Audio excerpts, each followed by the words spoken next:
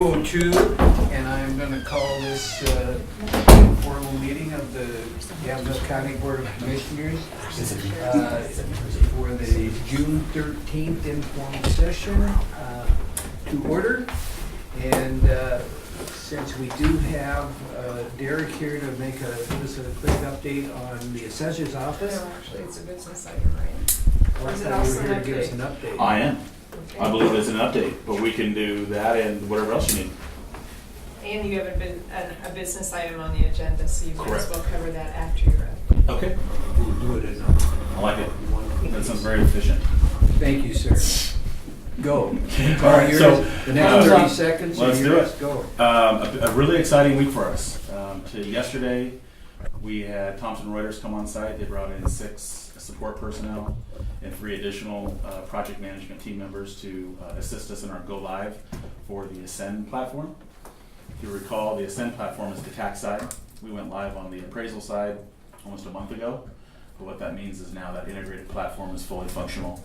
And at the end of this week, we hope to have no outstanding issues. They're on board this week so that as things come up during this first week and we're doing all our major business practices, they're able to troubleshoot anything that comes up. It's excellent to say that as of 2 days in, we've had no major issues. We collected 600 and some odd payments yesterday, and everything with the citizens was fine. All the receipting and cash balancing all went fine.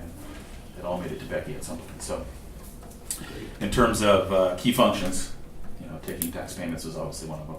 The next things we're working on over the next 45 days is some state reporting that's required.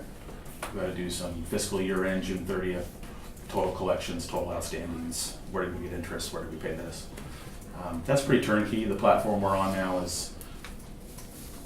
we're the 8th county, including Clackamas and Lane and Benton, some bigger ones. So they've got a well-established and mature process, and we're just going to plug right into that. And I don't see any issues. So sort of a big deal. I don't want to say we're wrapped up with this project after as long as it's been. 6 years. I'm going to leave that open-ended. An But- overnight success in 6 Yeah. years. But with a lot of focus and effort over the last 18 months, it's finally coming to fruition. So we see the finish line, and the staff's excited about it, and it's going to be a win-win. So that's sort of been the plight of the office over the last year and a half. Is really focusing on this and go live. Other than that, from a staffing perspective, we brought on a commercial appraiser beginning of the year. John Hockman, he's really turned out. It was a difficult position to recruit, but we were able to get him up here from Anaheim or somewhere in Southern California, and working with Laura and the HR team, getting him an offer that was accepted. It's turned out great. So that was a great backfill because as Chris, our chief appraiser, moved on, Scott moved on, I moved into the assessor position. We had a hole we needed to fill, and it's a hole that requires a pretty high skill set, and he's done a great job. Other than that, we've had no turnover, so that's a plus. I think that's something we were really working towards as a different culture and trying to get people to appreciate all the benefits of Yamhill County's office outside of just what is in your daily deposit or monthly paycheck, whatever. So that's all going good. The business item that I have on the agenda has to do with procurement of some office furniture. We've been working for about a year on how we're going to redesign the office to integrate the front and the back office a little more, 1, and 2, we needed some extra space for other bodies. Some seasonal, and then we have 1 outstanding posting still. So to that end, we've got a floor plan that we've worked with facilities, IT, and made sure that it was all doable and feasible. And we're at the point of now we need to purchase the furniture. And then we've got a plan in August to do the install. The install in August really has to do with the timing for us. They're ready whenever. That seems to make the most sense working with Ken and Joe in facilities and our team when we're going to be least busy, I guess, in the office because of the disruption. We will move our tax collection efforts into another part of the office temporarily for about a week. But it's a time of the year where we don't get a lot of foot traffic. So it should be very minimal impact.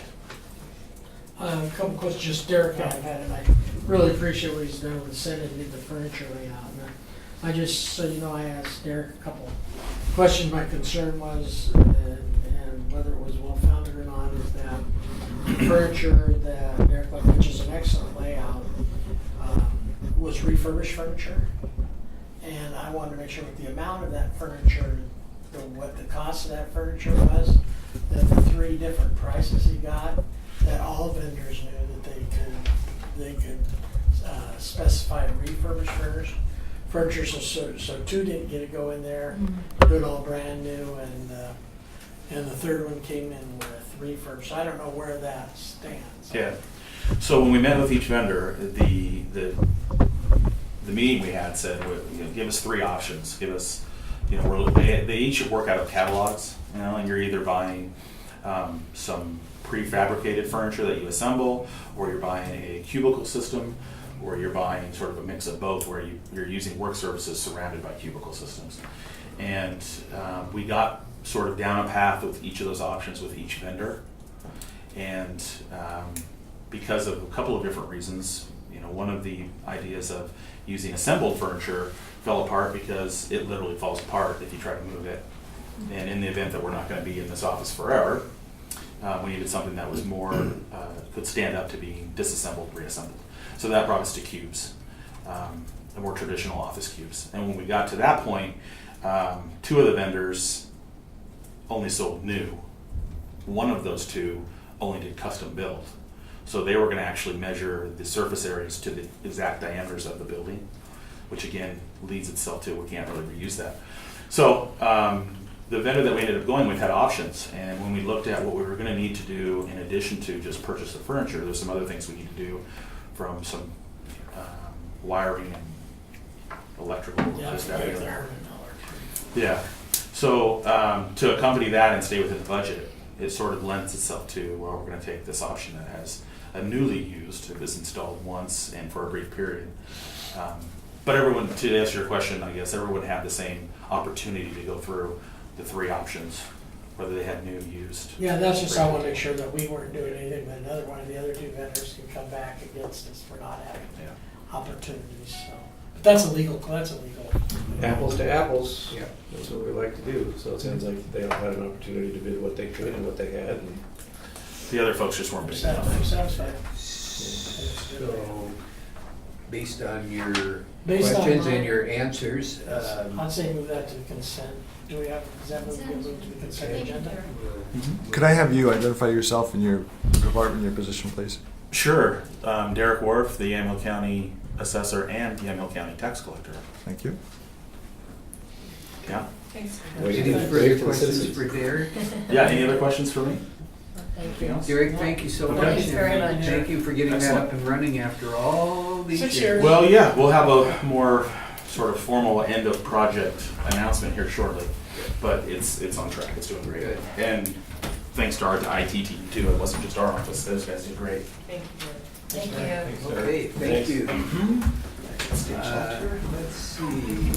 Excuse me, Mary. Sorry. This way? Close quarters. Or this way? Get John in there. Yep. I'm just going We'll there. have lunch sometime. Yes, I got to it. Now it's time. Your turn, John. My turn, huh? Here we go. All right, so as I understand what we have going on here, John, is the intent to award this contract for overlay for the this year. And if you want to just present quickly what we're Yeah, doing. Commissioner, and as you can see, I think this is draft number 8, so I think each one of you can, as it changed, and so this is the one that we have bid out. The last change is the only change to this was Bremen Orchard Road. Bremen Orchard Road is now an 8 long. What we did is that they wanted the whole road paved. We negotiated with some of the wineries up there on top. So what they're gonna do is do that under what we call the CRIP program, which is 8/10 of a mile, roughly about $65,000 was removed from the total number. So that's why your bid numbers didn't add up from 7 to 8. Yeah, I called John about that. I was looking at who did this math. And, you know, I would also, when you look at this, you've got to remember that this is a unit price bid. So when we go out, the estimate is strictly that, it is an estimate. It's our people in the field saying it's gonna take X amount of tonnage to go there. So we fully expect to come back in the fall, probably with a change order that will increase this bid, hopefully not by much if the quantities stay, but it's not unusual for us to add a few things as we're going along here. I was up on Orchard View an hour ago and we added 300 feet on an intersection because it needs it. So you'll see us again in the fall with an additional. But you know, all in all, with the economy booming and where we're at, surprisingly the bids came in pretty much comparable to what we did last year. So the one thing that we do is that we're kind of an attractive for the pavers, for the contractors, because it's they have the ability to go from now or when we sign the contract all the way until the end of October. So they use us kind of as a fill-in, which works well for them, so the prices are adjusted that way. They don't have a lot of support. They just bring their paver and their crew. We supply the rock, we supply the flag, and then, so it's a pretty attractive bid for most of the contractors we've heard. John, just a question, compared to previous years with the economy turnaround, the last 2 or 3 years, how does the tonnage price for the product itself compare to where it's been the last couple of years? Is the asphalt up a little bit, down a little bit? No, Commissioner, you would have expected that. In fact, we just last Thursday went out for what we call unit prices. So we go out to all the contractors and ask for a ton of asphalt picked up. We're at 45, 47, pretty much exactly where we were last year. So you know, it is surprising. Surprised me it hasn't gone to show with the economy, it hasn't shot up a little Yeah. bit, so. But I think to find a contractor, you know, we had, 4 bids on this project. It shows that they're anxious to do our projects. Yeah. We're easy to work with. Well, Yeah. We, not you, John. Most of us. Okay. All Thank right, you, John. so this is the intent to let this bid, put it on the consent. Yeah, I agenda. just want to say, after looking at those 8 revisions, I think John and staff did a great job of putting that all together and then making sure we can get as much as we can get done for the price we have, so. yeah, right now, his schedule is the week of the August, the eclipse, that he's planning on pulling back to town here and trying to get out of the traffic and whatnot that on the main roads are. And then whatever's left after that, he'll finish up in October, so, yeah, it is. Thank you. Thank you, sir. I'll go back with the common people out there. Yeah, right. You mean the ones out there doing all the work? Thank you, John. Thank you, Appreciate John. it. Yeah. Okay. So we will then start moving down through this pile. It looks a lot worse than this. This is all one. Yeah, I noticed that. Lindsay. I remember looking at it. Okay, so the first one we have is from Silas, and this is number 20. It's amendment number 20 to our agreement with Oregon Health Authority for the funding of community addiction and mental health services. The original was Board Order 15-215, and this amendment awards $16,104 effective April 1, 2017 through June 30th, 2017. And Silas, you're here to talk to all of these requests, or one in particular? He's actually here to talk about the budget changes, but since he's here, he can assist Commissioner Starrett in answering some questions Okay, about so these. we have several items from Silas. You can just go through them one by so one, We Commissioner. can go through them, and any questions can be answered. So on this one here, are there any questions as to what we're doing? This is an amendment to an existing agreement. Which one are you talking about? That's the one with adding the 16,104 to Board Order 15-215, Oregon Health Authority for the funding of community addiction and mental health services.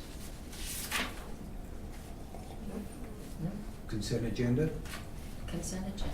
Mary says consent agenda, Saturday night. Cyrus it's is sitting okay. right here. The next one is attached agreement with the Oregon Department of Human Services to allocate $312,500 to fund services in the transitional treatment recovery homes effective July 1, 2017 through June 30th, 2018.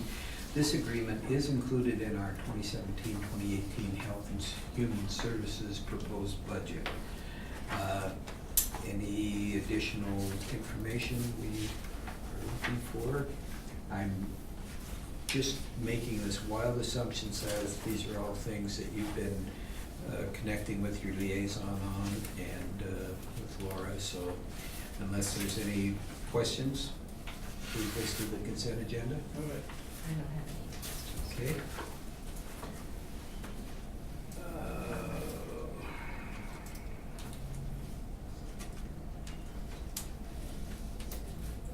This was for which one?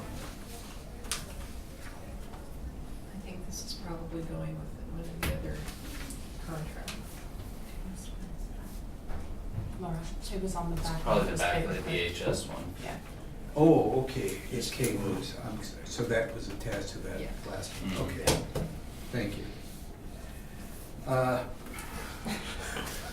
Any questions? I like it read verbatim. I like it read verbatim, please. Okay, yeah. The attached agreement with the Oregon Health Authority and the financing of community mental health, substance abuse disorders, and problem gambling program allocates $6,331,648 in funding effective July 1, 2017 through June 30, 2019.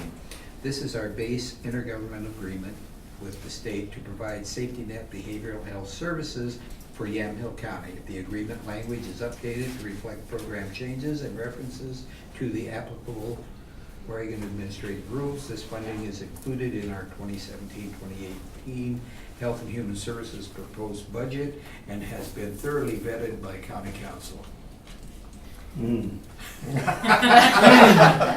For the record, I'm Silas Halloran-Steiner, Health and Human Services Director. I would say it's been thoroughly vetted by my office, myself, and program staff. Yeah, And it's the county councils across the state and Mr. Burnish have also been looking at it. It's Yeah. the standard operating contract. Yeah, these have been negotiated at various levels over the last 6 or 12 months. And this one is the first of the group to be ready. Other IGAs for the next biennium are expected, but they're not quite ready Well, yet. Stan, there's 100 feet of the bypass. What we do with those is we take the last biennium's contracts, 2-year agreement, and we essentially go through the whole thing line by line and make sure that program changes, if there are program changes, of which there are many in that, things like reporting requirements and obligations that we have contractually, we have to update so that we can implement. So that's Yeah, what we there are a do. bunch of service descriptions in there too. Yep. and- Their updated service descriptions, things like that. But what will happen this biennium, because the session is still underway, and in the next month it will break loose, or by July 10th, they will come back and do updates on all the financing. So we're saying yes to something that undoubtedly will change. The numbers It shouldn't could change change. dramatically, but the numbers will change, and they will do amendments on it. Interestingly, this is earlier than many years previous. Sometimes we'll get these in September. The state worked hard on this particular one. We do have our public health agreement, and we're looking at that. For example, that's out pretty early too, so hopefully I'll get that over soon. Well, it doesn't surprise me that we're the first ones ready, given who we have in our Health and Human Services, so. And on that note, I should mention that yesterday in an HHS AOC subcommittee, we were talking about the public health accreditation, and everyone around the table was struggling with how they were gonna even figure out how to get it done. And I got to brag on these guys and say we're one of 8. We struggled for a while. But you got it done. Candidly, Got it done. we did get it done. Yeah. Got it We have a done, great team so, over at Public Health. yeah. They worked I hard. think Silas was really working them pretty hard, so he could be ready to Yeah. take off and float the Oh, we did that a while ago. Yeah, we did. I think we were number 6. We Yeah. weren't the first. No. Well, we really appreciate Yes. the fact that whenever we go to meetings, we can brag about our health and human services, so thank you. Well, we'll see if that's still the case after county college this weekend, so. Pressure's on. Yeah, of course. yeah. Especially after the pressure I put on the last couple Yeah. of weeks, to all the 31 new commissioners. They'd see their. Biggest class ever. They were gonna see the best of, they were gonna see the best of the best. They're looking forward to I have it. all these slides just about Commissioner Olson and his background, and I don't know why that's in my slide deck. That get in It's like, there. I thought it was a little inappropriate, That but get in he there. says the other commissioners are fine with it, so. You know, we hosted a couple of years ago. I won't tell you what all we did, but I set the bar pretty Yeah, high. you Good, 'cause did. I'm not so sure I Actually, you wanna did. know all you That was did. quite In fact, deluxe. I've had several people yesterday come up and ask me, and I said, hey, it's all in Commissioner Olson's Yeah, hands. it's all I'm- under, yeah. all in control. Okay, All so I'm gonna move this to the consent agenda Yes. based on everybody's comments. Correct. Thank you.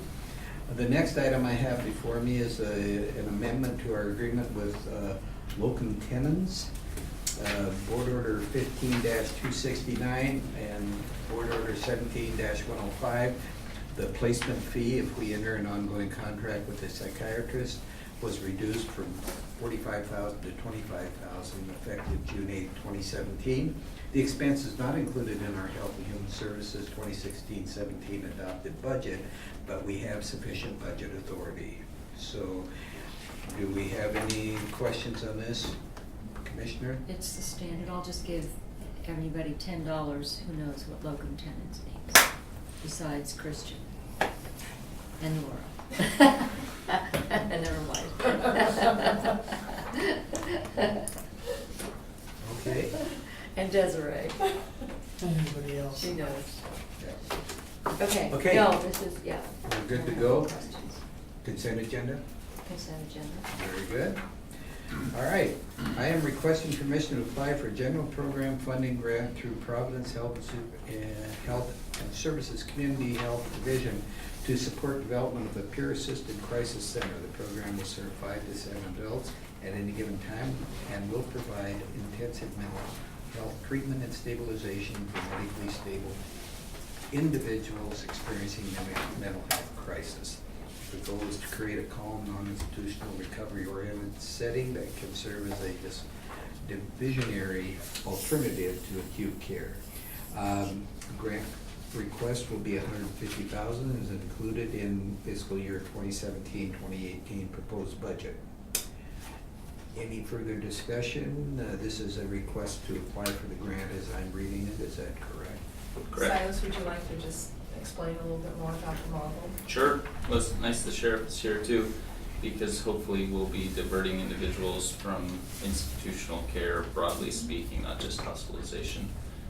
This will be a community-based program with 24/7 staff.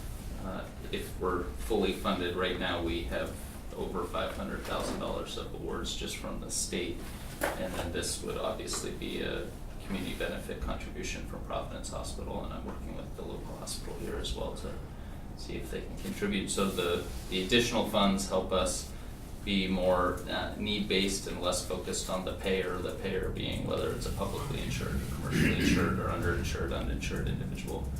The service location is here in Quinville in the community. That's what we're designing at this point, and it'll be very non-institutional and have strong peer support component, which ties to one of the updates in the budget adoption request that I'm going to make as well. Okay. So we're pretty excited about it, and hopefully Providence will fund us if we're allowed to apply. And since you are here and ready to speak to that other item, and where did it go? The budget? Yeah. I think we could wait on that. You want to wait on that? Yes, please. Okay, so then I will move into, I've got a request here from Yamhill County Clerk Brian Van Bergen. This is authorizing the clerk's office to refund the balance of the client's debit account, and are you familiar with this, Yeah, Commissioner? I'm familiar with the debit account that a lot of the title companies that used to do bulk type of transactions for recordings, they're moving away from a lot of that now. What they did is they set up debit count, so if a company came in and they wanted to record 5 or 6 deeds, they just swept the debit account. Well, that's becoming, with what's available online now, that's becoming less and less, and I think there's only 2 companies that are doing it now, and so the one title company has to have their money refunded that remained outstanding in their debit account, which has been there, they haven't used that debit account for over 2 years. So I think it's a valid, since it is their money, they're not using that debit account, to go ahead and refund that to the title company. So, any further questions, concerns? We'll move that to consent agenda. Thank you. And this is transfer, request with board action to transfer appropriation authority and funds. And I can go through these. Very good, Laura, thank you. So this is these are some housekeeping items to end up, to close out the current fiscal year for 2016-17. We have 3 appropriation requests. My thanks to Ken for assisting with that analysis. So I'll go over those 3 requests now with you. The first is, as you're aware, we shifted the audit costs from the non-departmental fund out to all of the different departments. And so the dispatch fund, typically we only figure the dispatch dues, but that fund also got hit with a small audit fee. And so we'll have to figure that in the future, but we did not figure it for this 16-17 fiscal year. So we'd like to transfer $1,000 from the general fund account to dispatch. And then next year we'll plan accordingly a little extra to accommodate those audit fees. So there's $1,000 of appropriation authority and funds to the dispatch divisional budget. And then the second request is transfer of appropriation authority from the sheriff's patrol division budget to the sheriff's jail program in the amount of $225,000. And that's related to the jail medical services contract. If you recall, we did not ask for additional general fund in the jail budget. The sheriff determined that he would have a sufficient revenue to accommodate that new contract in this fiscal year. And that budget has brought in sufficient revenue, but his budget did not have enough appropriation authority to access that revenue. So we just need to give him the appropriation authority to allow him to use those revenues. And he has sufficient appropriation authority in his patrol budget that he won't be utilizing. So we're just asking to shift that appropriation authority from the patrol budget to the jail budget. Okay. And that's $225,000. And then the last request is to transfer $15,000 of appropriation authority, again from the sheriff's office patrol budget to the court security budget. And that's to offset some unexpected personnel costs in the court security budget. And again, he won't need the revenue or the cash. He has enough revenue in the court security budget. He just needs the appropriation authority. And again, that's $15,000. So only 3 requests this year, much fewer than in past years. Yes.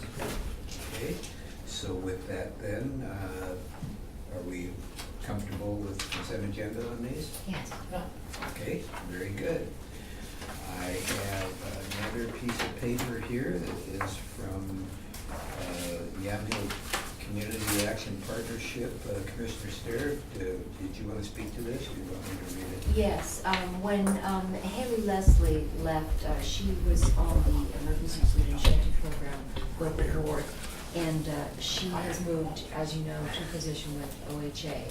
So we have a vacancy on the board, and Jeff Sargent has asked that Samantha Kinney, our Yamhill County Community Health and Wellness Coordinator, be approved, because she's agreed to fill the spot, that we would agree to her appointment. So it really is just the appointing her, and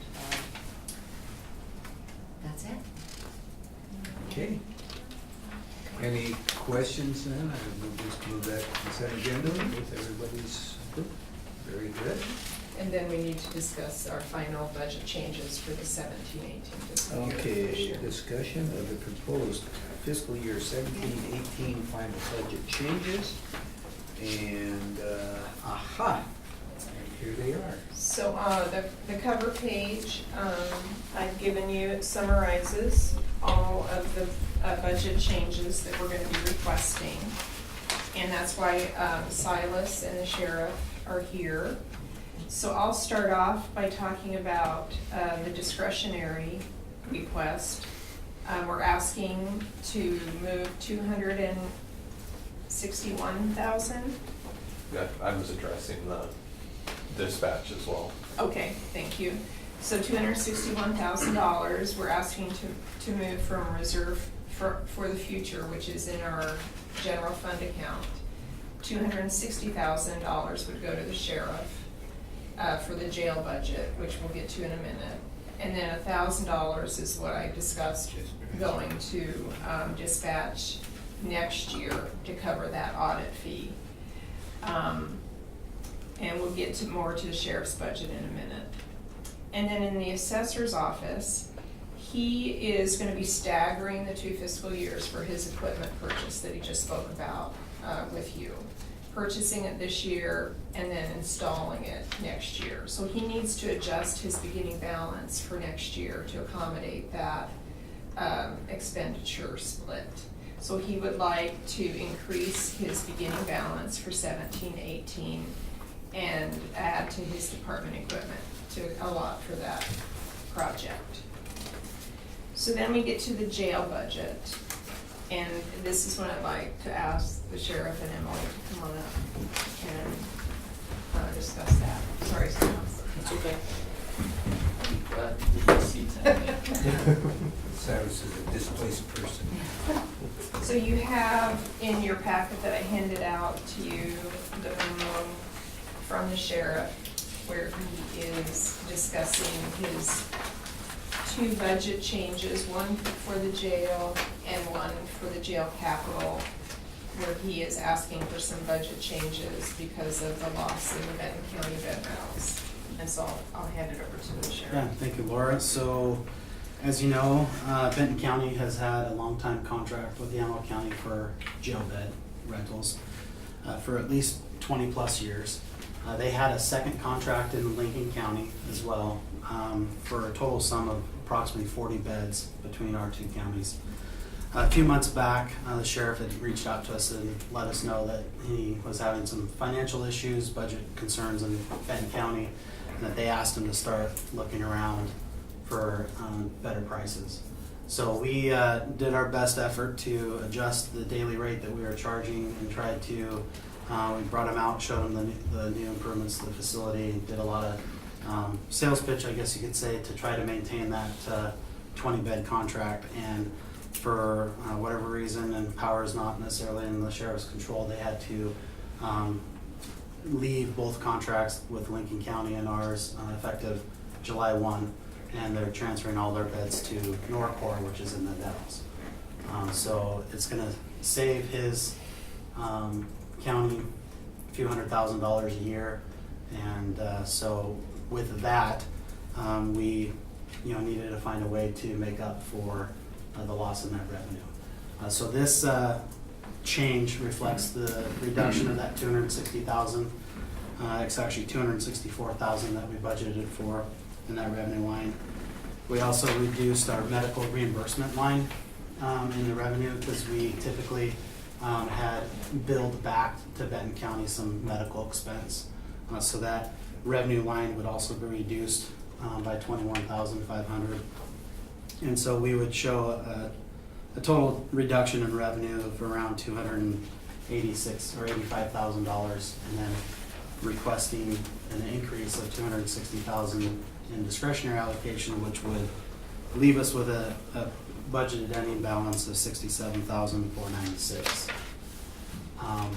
What that does is that basically replaces the revenue that we would anticipate and allows us to move forward through 17-18 with continuing to look at our structure and our makeup of our facility and the way things are ran, personnel-wise, and then to be able to better prepare for 18-19. And the 4041 account change that's in there is, that's our capital improvement fund, and that change is just reducing the revenue line by 120,000, which ultimately changes the proposed ending balance by that much. Is there any chance that we can sell some beds to any other counties while we're in the process of So, selling? Tillamook County evidently is not in the market right now. They're good. There are a handful of jails across the state that from time to time need beds.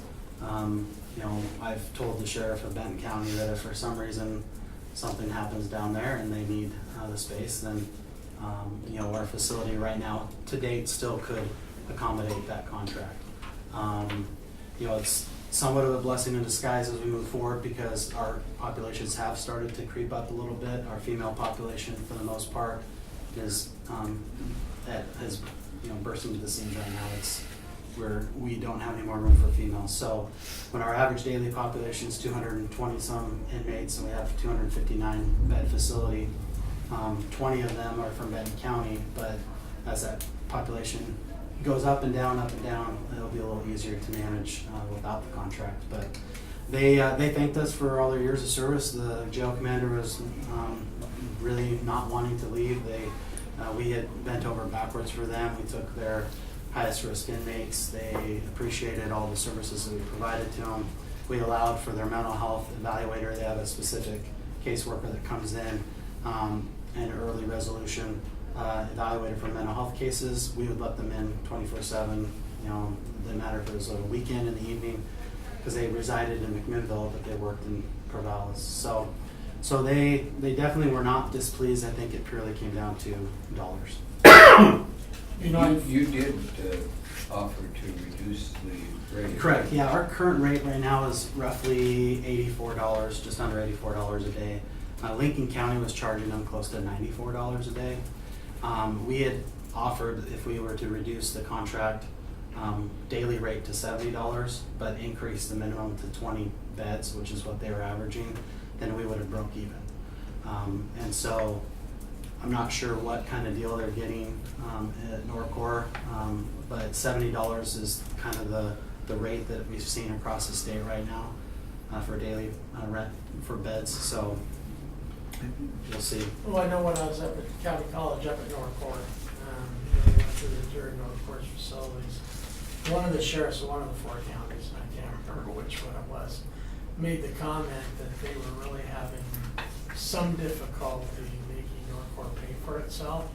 So I think this is one way that they're looking at getting people other business so they can recoup. It's a beautiful facility, it's not that old, but they need a way to recoup some some money to pay for their facility. Well, But I they think- didn't need to do it on the back of Yamhill County. No, but I honestly think it came up that same day at our county college, and I think, and I can't speak for the sheriff, but I think this is gonna be, you're gonna see more of this trend where more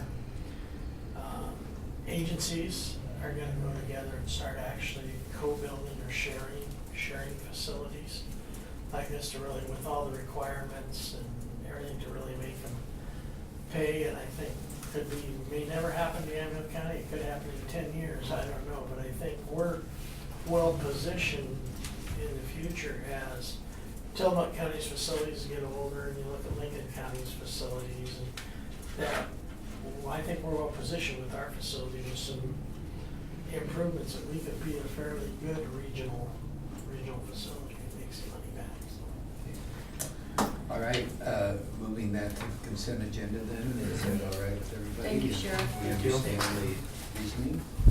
Thank you very much. Thank you. And then going down then again to the next one, dispatch, we already talked about the $1,000. Right. We'll continue that into 17-18, as well as there,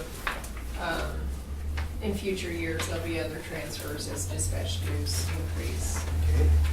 And then thanks again. Thank you. Stay sure. And then Silas, if you could come back up. Silas always makes adjustments at this point in the budget process based on the most recent knowledge that he has as to the state budget and other information. And so he has attached a memo and a list of his budget changes. So I will now turn it over to Silas so he can discuss that with you.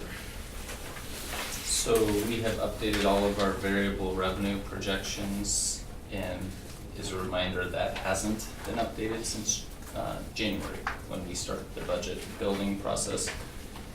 So that's one major change. The other one is we've now, we have enough of a concrete estimate on the CCBHC, the Community Certified Community Behavioral Health Clinics demonstration, that we are a participant in. Oregon is one of 8 in the nation. We are one of 12 in the state who are participating in that model. So we've loaded that estimated revenue in, and it really is an estimate. So we will be watching that carefully. It's a quarterly reconciliation process, and we'll have our first one coming up soon. So I'm not at all worried about being out of whack because of the recruitment time that's associated with these positions. So we really will be receiving revenue as we build capacity. It won't be that we've built a bunch of capacity and we don't have the revenue. So just to clear that one up in case that was in anyone's mind. I went ahead and outlined those in the memo, as well as the positions that are listed in the memo and then in the detail attachment. A couple of other things I mentioned earlier, the Peer Assisted Crisis Center change.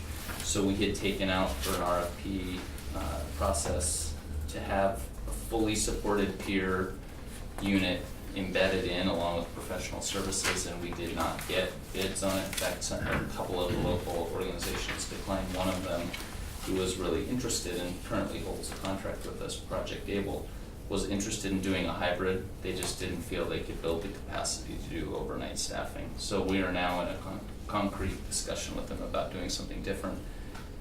And it will still follow the individuals into the community, which is what our goal would be.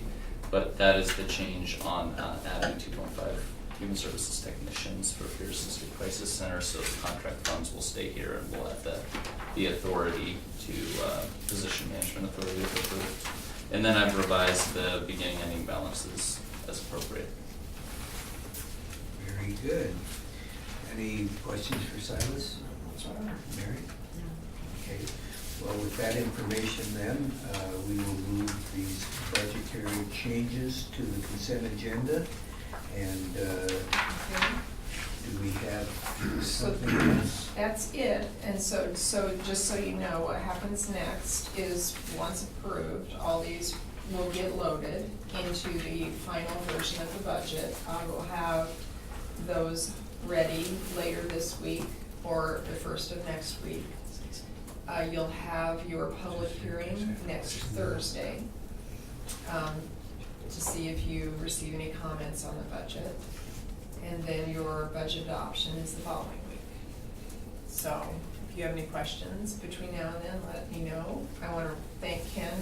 He has been doing the lion's share of budget analysis and for this fiscal year and next to assist me in getting everything ready. So really appreciate all of his efforts. Very good. Thank you, Ken. You know, I have one comment. Well, Silas is here before he gets up. I don't know.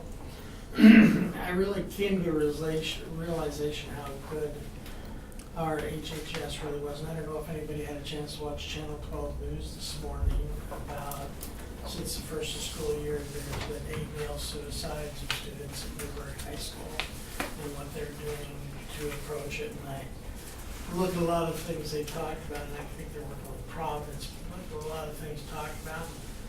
And I don't know a lot about health and human services. You know, there's some things programs we already have in place to affect those sort of things, but it really, since the beginning of the school year last year, Newburgh's had 8 male high school age suicides.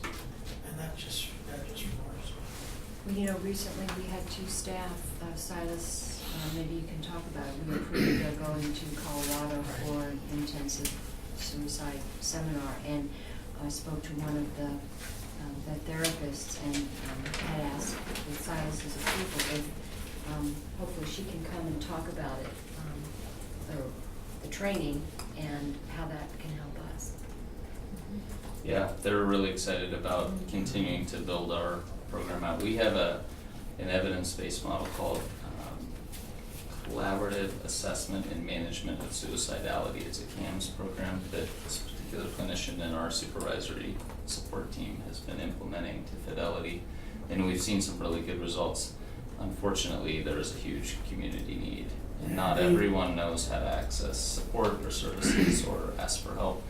And I think it's really important to mention that Newburgh in particular right now is struggling. There's a lot of people that have been impacted by that. Two of the loss high of school life. girls that have taken it under a project, and this morning they were reading some cards, they, can't remember what they call it, but they put out a box like a comment card box with empty cards you can fill about the way you're feeling.